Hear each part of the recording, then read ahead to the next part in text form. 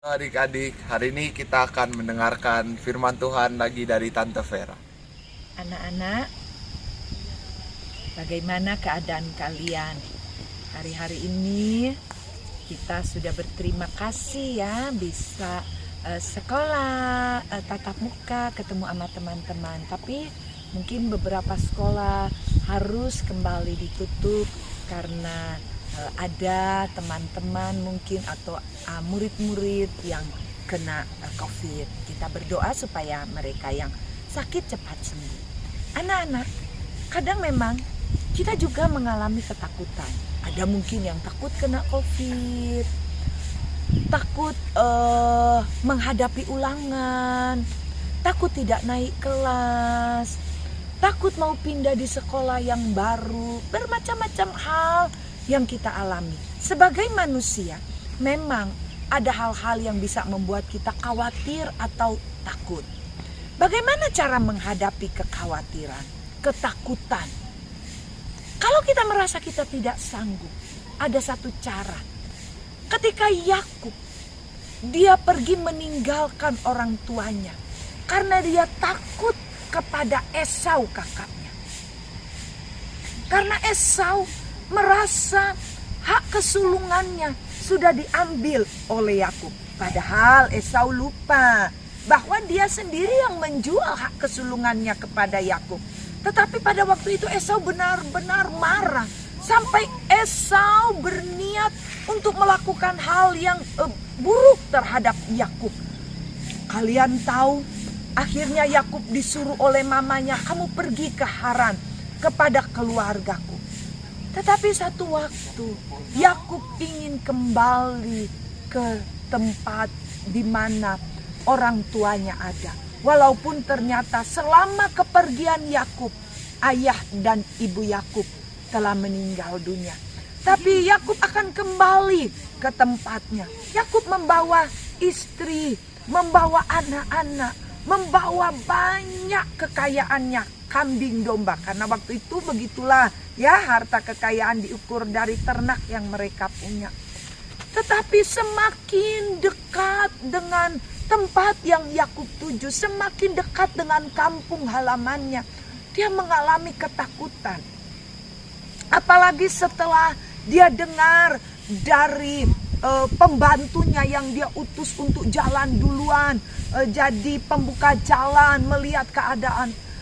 Utusan itu bilang, Pak, Bapak tahu ada pasukan yang besar sekali datang. Saya tanya-tanya kepada orang di sekitar situ, mereka bilang itu pasukannya Esau. Esau datang dengan pasukan. Yakub begitu takut. Malam itu dia seberangkan istri dan anak-anaknya. Dia bagi kelompok-kelompok. Dan apa yang Yakub lakukan mengatasi ketakutannya? Dia tinggal untuk berdoa. Dia berdoa dengan sungguh-sungguh kepada Tuhan. Dia minta supaya Tuhan menjamah hati Esau, supaya Esau tidak dendam lagi, tidak marah lagi. Dia berdoa minta kepada Tuhan. Sampai Tuhan datang ya, sebagai seorang malaikat datang bergumul dengan Yakub. Yakub terus tahan sampai kata malaikat ini, aku ini sudah mau siang, aku harus pergi lepasin. Enggak, kata Yakub. Yakub pegang terus kakinya dan dia bilang, berkati dulu saya sebelum engkau pergi. Karena apa? Yakub bergumul dengan orang yang tadinya Yakub tidak tahu. Bergumul begitu lama dan malaikat ini pukul pangkal paha Yakub sehingga Yakub akhirnya bisa untuk kalah. Nah, Yakub tadinya susah untuk dikalahin. Tetapi kenapa Yakub bergumul, berdoa? Karena dia mengalami ketakutan menghadapi kakaknya Esau. Anak-anak, ketika pagi hari Yakub melanjutkan perjalanannya. Waktu dia lihat rombongan Esau, dia tahu dia sudah serahkan kepada Tuhan. Ternyata Esau sama sekali tidak marah. Waktu dia lihat Yakub, dia peluk Yakub. Dia berkata, Yakub, apa yang kamu kirim tadi? Saya ketemu rombongan-rombongan membawa persembahan. Kata Yakub, itu buat kakak Esau. Jangan, kata kakak Esau. saya punya banyak buat kamu dan anak-anakmu. Tetapi kalian tahu, hari itu Esau dan Yakub berdamai. Yakub mendapatkan pertolongan Tuhan. Dia mengalami ketakutan, tetapi Tuhan menolong dia ketika dia bawa ketakutannya itu melalui doa.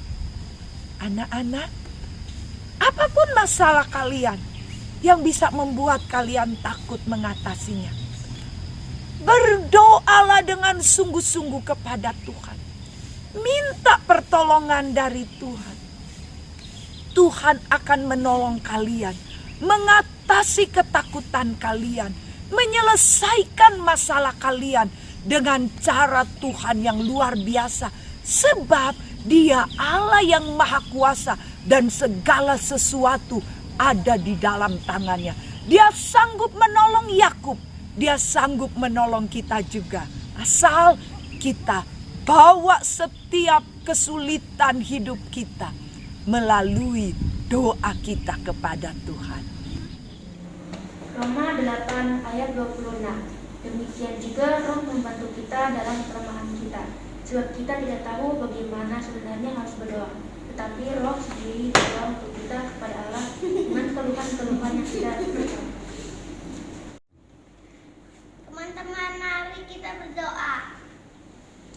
Tuhan Yesus, terima kasih atas firman-Mu hari ini Tuhan. Bantu kami selalu kesusahan ataupun kesulitan kami dalam doa kami.